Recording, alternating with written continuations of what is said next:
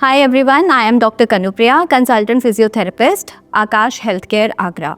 आज का टॉपिक है पोस्ट सर्जरी रिहैबिलिटेशन, जिसके अंदर हम समझने की कोशिश कर रहे हैं कि पोस्ट सर्जरी फिजियोथेरेपी की क्या इम्पोर्टेंस रहती है।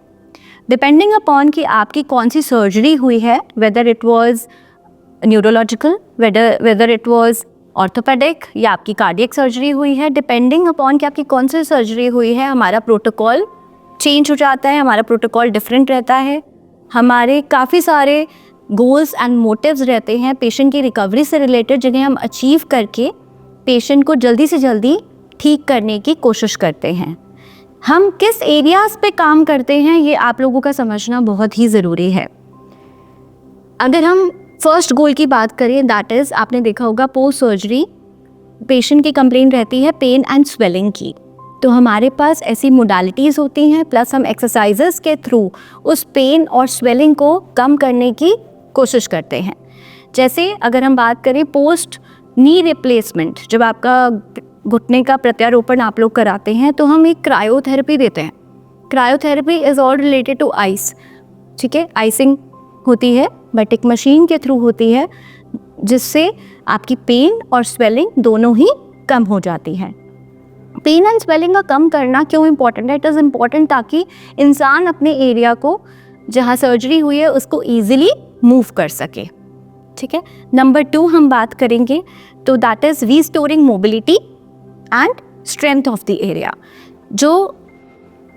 जो आपका जॉइंट है जिसकी मोबिलिटी कम हो गई थी, तभी आपने सर्जरी कराई, ठीक है, तो उसको रीस्टोर करने में हमारा बहुत ही बड़ा रोल रहता है। डे 0 से ही वी कम इनटू एक्शन। जिस दिन आपकी सर्जरी होती है उसी दिन हम एक्सरसाइजेस स्टार्ट कर देते हैं। एक्सरसाइजेस टाइम से कराना और पर्टिकुलर एक्सरसाइजेस कराना, ताकि आपका जो जॉइंट का रेंज है, जितना घुटना मुड़ना चाहिए, वो हम उसका जो रेंज अचीव कर सकें, उसकी मोबिलिटी जल्दी से जल्दी अचीव की जा सके। Along with it what is important is कि आपके जो उस आसपास की एरिया की जो मसल्स हैं उनको स्ट्रेंथन करना, जिसके अंदर exercises again play a very important role. क्योंकि अगर आप लोग एक्सरसाइजेज टाइमली करेंगे हमारी गाइडेंस के थ्रू, तो आपका जो एरिया है वो बहुत स्ट्रॉन्ग होगा। तभी हमारा गोल ये भी रहता है कि आपको फंक्शनली इंडिपेंडेंट करना। What is functionally independent? ताकि आप बिना किसी निर्भरता के, बिना किसी और जने की सहायता से आप अपने पैरों पर खुद से खड़े होकर के जल्दी से जल्दी चल सकें, ताकि आप डेली एक्टिविटीज़ इजीली परफॉर्म कर सकें।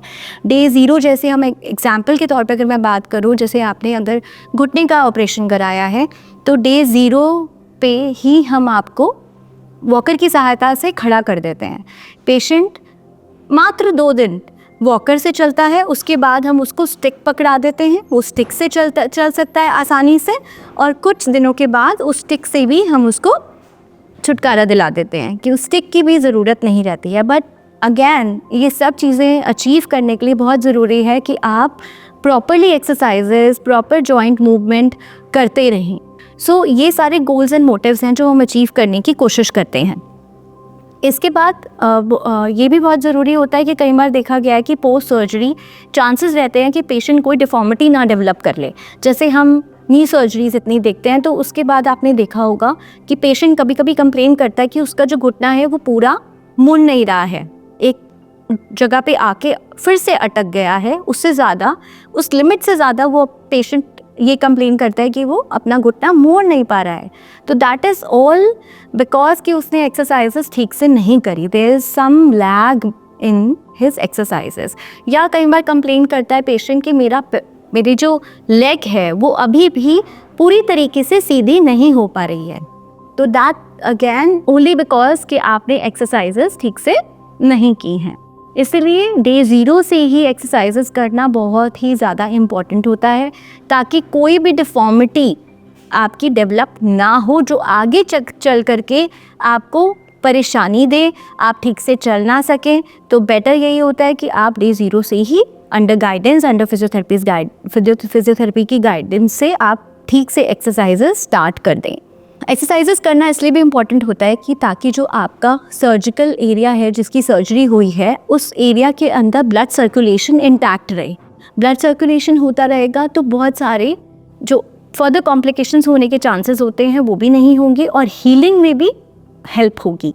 तो इसलिए उस पर्टिकुलर जॉइंट या पर्टिकुलर एरिया की मोबिलिटी बहुत ही ज़्यादा इम्पॉर्टेंट होती है। इसलिए अगर आप कोई भी सर्जरीज प्लान कर रहे हैं और उससे रिलेटेड आपकी कोई भी क्वेरीज हैं तो आप हमसे आके physiotherapy department Akash health care में आके मिल सकते हैं। We would really like to help you. Thank you so much.